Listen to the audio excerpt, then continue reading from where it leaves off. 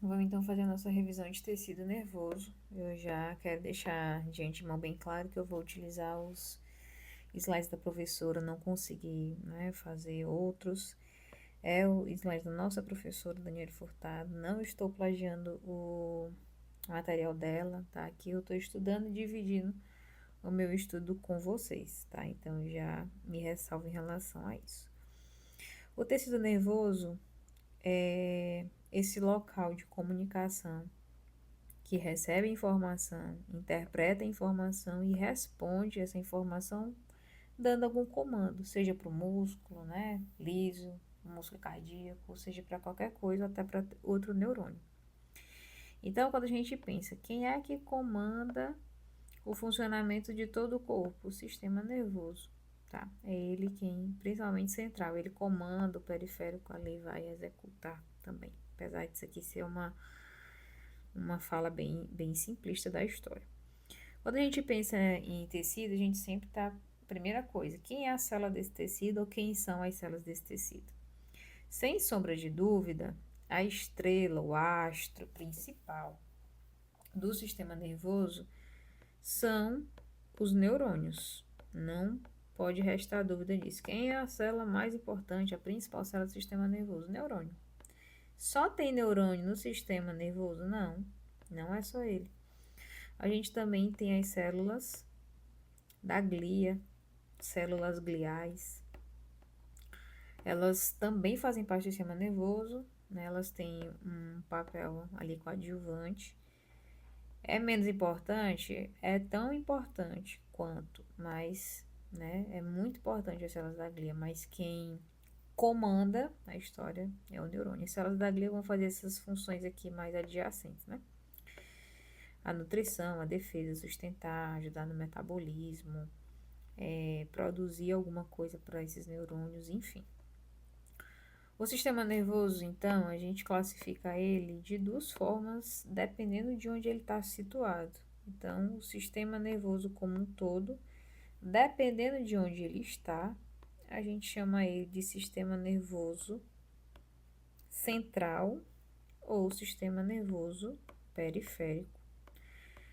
E, de novo, a gente está pensando em localização. O sistema nervoso central está localizado dentro do juízo, dentro do miolo da cabeça, dentro do crânio e o restante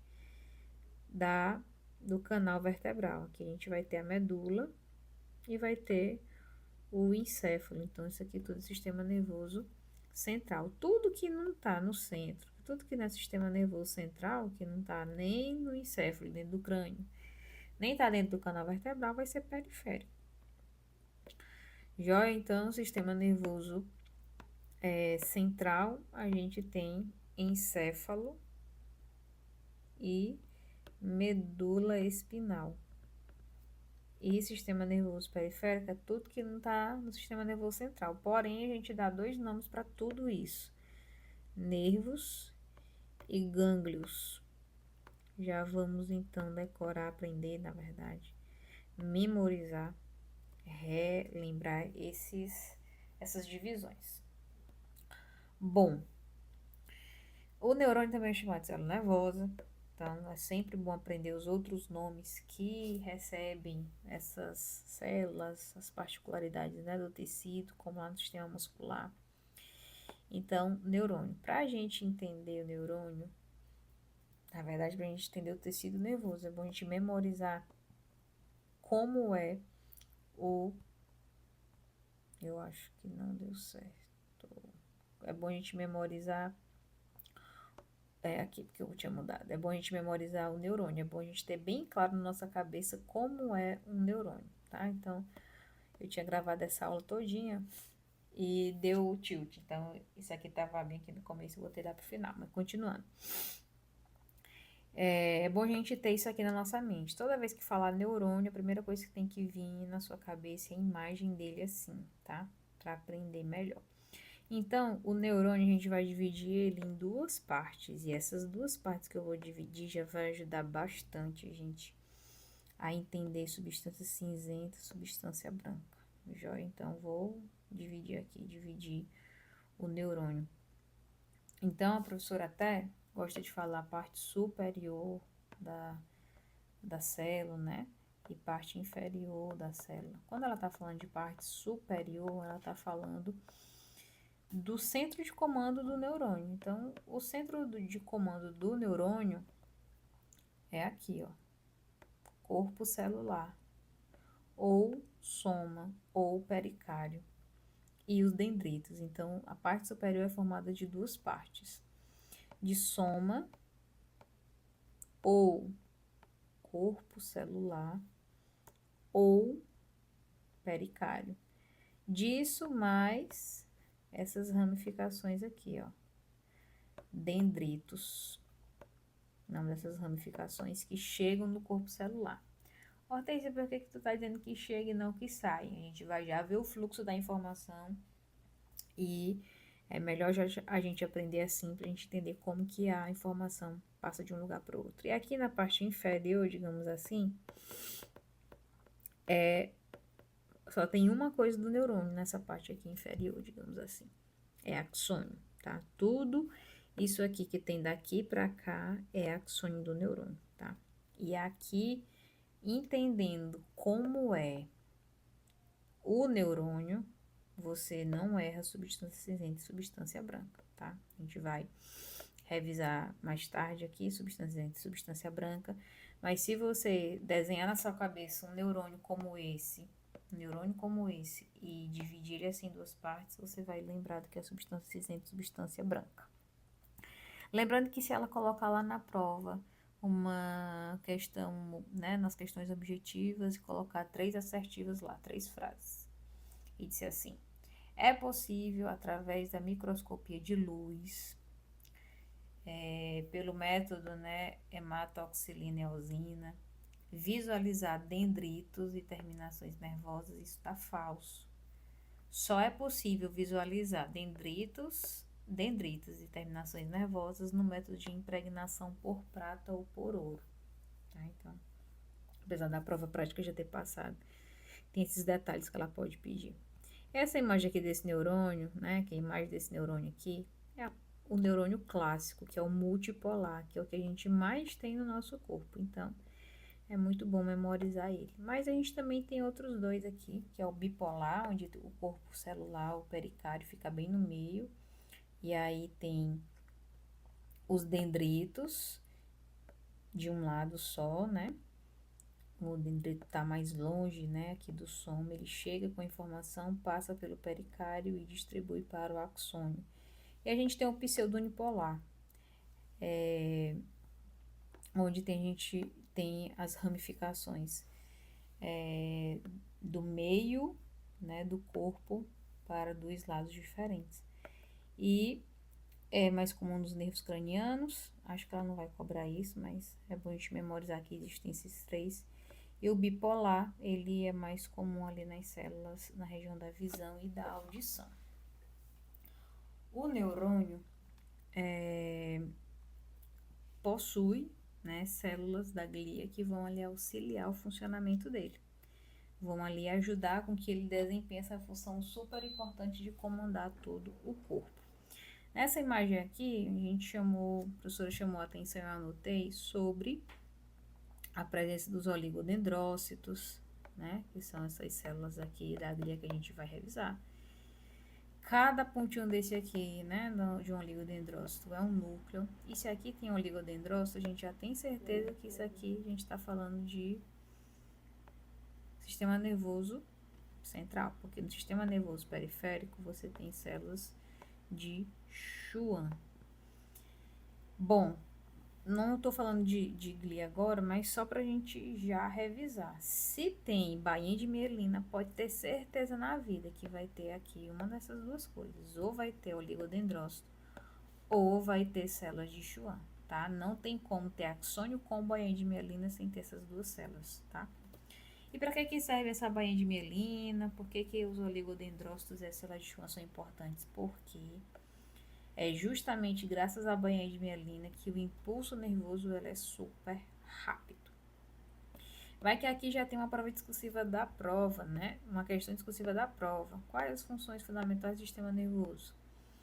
Receber informações sobre aquilo que está acontecendo dentro do meu corpo ou fora do meu corpo. Então, estou sentindo calor. Isso é uma informação externa que o meu corpo interpreta, recebe, na verdade, manda para o sistema nervoso central, processa essa informação e desce uma informação, né, para a periferia, que é um comando. Pode ser para eu me embrulhar, pode ser para eu sair do lugar que está fazendo frio, enfim. Então, tem ali um fluxo de informação. Inclusive, o fluxo da informação, eu gosto dessa imagem também. Eu tinha feito isso no vídeo anterior, que é assim, ó. Eu quero escrever. Então, vem na minha cabeça a ideia de que eu quero escrever. Vem uma informação, não é do além, mas vem uma informação lá da minha vontade que eu quero escrever. Essa informação vai chegar aqui nos dendritos. Os dendritos recebem essa informação, quero escrever.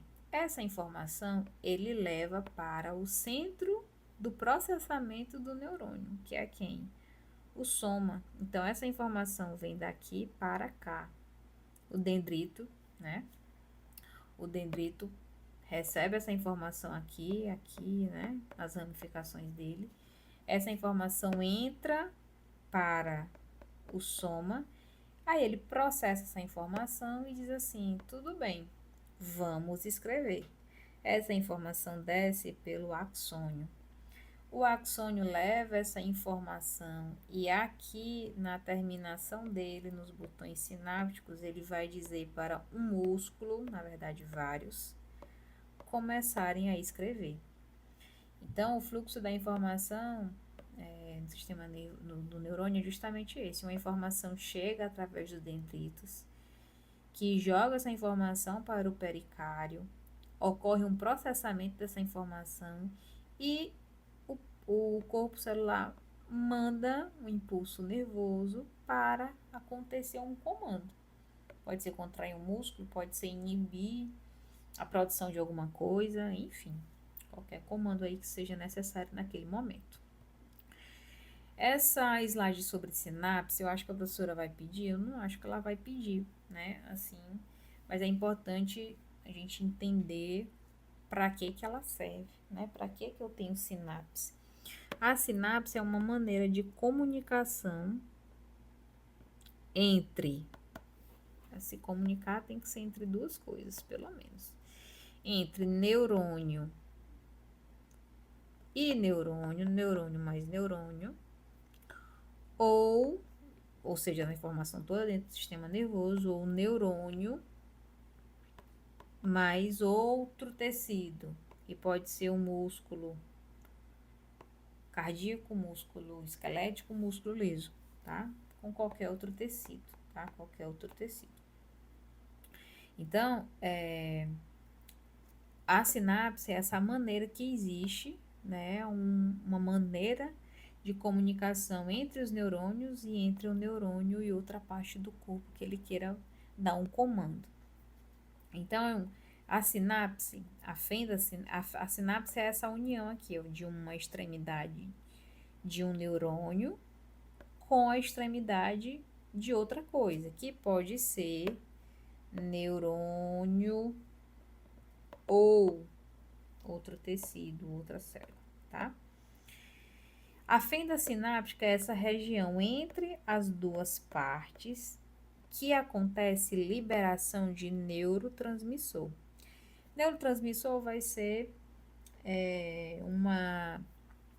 um recado específico. Então, pode ser um neurotransmissor que está saindo daqui para dizer para esse outro neurônio ou esse outro tecido executar alguma coisa, executar um comando, executar uma informação, contrair, relaxar. Pode ser uma informação que chega, um neurotransmissor que diga que tem que produzir alguma coisa, que tem que alterar alguma coisa no metabolismo, enfim. Então, a sinapse acontece quando tem uma despolarização da membrana, entra alguns íons aqui dentro. Essa diferença de íon de polaridade faz com que aconteça a liberação desse neurotransmissor. Esse neurotransmissor cai aqui e esse outro lado entende o que esse neurônio quis dizer e ele executa, tá? Então, A sinapse é para levar uma informação do neurônio para outro lugar. E a sinapse ela pode acontecer do axônio para outro axônio, tá? Um axônio que se comunica com o outro. Pode ser entre o axônio e o dendrito, pode ser entre o axônio e o corpo celular. Então, nessa imagem aqui, eu dei o exemplo de que esses axônios, eles estão se ligando a o músculo. Só que poderia ser que esse axônio, ele também estivesse se ligando aos dendritos de outro neurônio, aos dendritos de outros neurônios. Pode ser que esses botões sinápticos aqui cheguem no soma, no corpo celular de outro neurônio. Pode ser que chegue, inclusive, em outro axônio, tá? Tudo isso também é sinapse. Joia? Agora vamos para as células da glia.